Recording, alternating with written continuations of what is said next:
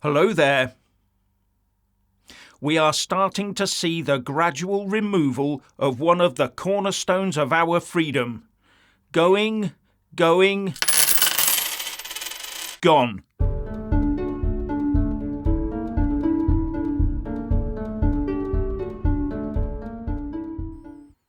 The war on cash is now coming more out into the open. Another wire in the WEF-style control grid. Can you feel it gradually tightening around you? Cash gives us the freedom to spend our money how we wish to, without debit and credit card operators knowing when and where you spend it. It also allows us to move through much of the economy in an anonymous fashion. It also protects us from an overbearing authoritarian government. Yes, I know that criminals can also benefit from this, but with online scamming at an all-time high and constant stories of the unwary being scammed out of their hard-earned dosh on the internet, then that's proof that electronic money is not going to help us either. And they'll be working hard on discovering ways to defeat a central bank digital currency too, just like they already do with other blockchain currencies. So how's this war on cash accelerating? Well, NatWest has just announced that it will be limiting cash deposits and withdrawals.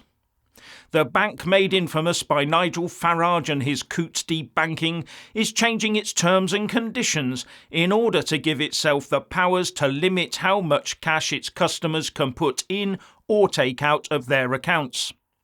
This will force people to use less cash. And businesses that take a lot of cash would have to start taking electronic payments or cheques instead, and cheques are always under threat too. Now NatWest is saying that they're doing this to protect their customers from the risk of fraud. But Nigel Farage has also waded into this anti-cash war, saying it is deeply worrying that banks are now granting themselves sweeping powers to limit their customers' use of cash. The wider debanking scandal I have uncovered has already demonstrated that banks cannot be trusted to wield such power responsibly, given the way they have closed people's accounts purely because of the political views they hold. The banking system has always wielded enormous power over us and has also probably scammed most of us out of a significant amount of money during our lifetimes without us being aware. Just look at the amount of money involved in the PPI scandal, and I bet that's just the tip of the iceberg. And getting us into a cashless world will only give them more opportunities to scam us. It's not the thinking of banking customers that needs sorting out, it's the banking system that can fleece us all slowly over decades. And the red zealots that have wheedled themselves to the top of the banking greasy pole can control us more easily as well. As Nigel Farage said, there will now naturally be fears that customers who fall foul of the corporate thought police could see their access to cash cut off. Jeremy Hunt must act swiftly to make sure that this cannot happen and that legal tender remains legal tender. Now, I don't know which bank they use, but what will charities like the Royal British Legion do if this gets replicated across the whole banking sector? What would the RBL do with the proceeds of selling poppies on street corners for cash in the run-up to Remembrance Sunday? But it's not just NatWest. The Lib Dem-led Sutton Council has introduced a new car parking system where those who use cash have to pay 50% more than those who use digital, on the basis it costs too much to maintain a cash-based pay and display car park. That's Lib Dem thoughts on fairness and liberty for you. This is, of course, discriminatory against people who can't or won't use digital payment systems. At least a spokesperson for Michael Gove's Levelling Up Housing and Communities Department has said, "This practice unfairly penalises those who choose to pay at parking machines, and we ask that Sutton Council reconsiders policy. Councils have a duty to ensure that they do not discriminate in their decision-making against older people or those with vulnerabilities." And the RAC was none too impressed either, saying, It can't be right that those who find themselves in this situation or who struggle with technology in the first place end up having to pay more just to park their cars. But I would reckon that those who use cash will now rarely park at those car parks, so the council can then remove the option altogether and follow the lead of other councils who have gone totally cashless in their car parks.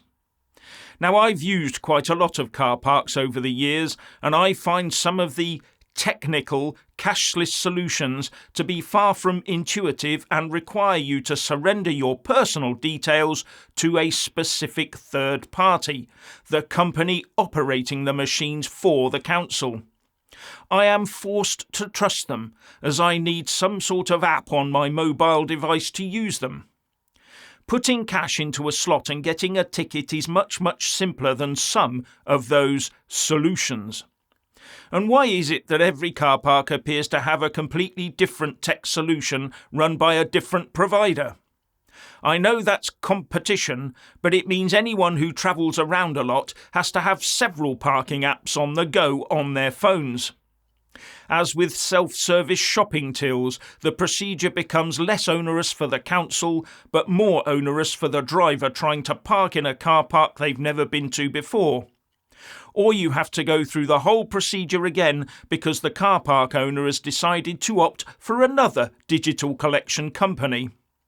And every council that banks with NatWest could possibly now be forced to go cashless for just about all transactions. Totally cashless buses, for example. And how about digital loos, which the elderly and vulnerable can't operate? Especially councils whose councillors think the wrong politics that clashes with NatWest's supposed standards and beliefs.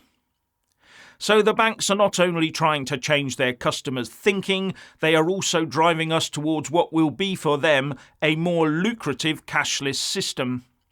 And just ponder on the control these banks have had over our politicians via this politically exposed person setup. And none of us was any the wiser. And we wonder why the plushest buildings are always occupied by the financial sector and its bankers. But whatever the Tory ministers say, it is under their government that the move towards a central bank digital currency was started. And getting to a cashless society is the next move to everyone conducting their financial affairs fully online. All nicely trackable and taxable at source, and finable too, as well as being far easier to tie carbon and social credit scores to. But have you ever tried to buy something during a local power outage? It shuts down all the payment systems, as does an internet provider problem. At the end of the day, we may not use it that much, but access to cash and the ability to use it to buy things is one of our safeguards against an overreaching establishment. No wonder they want rid of it. We agree to the demise of real cash at our own peril.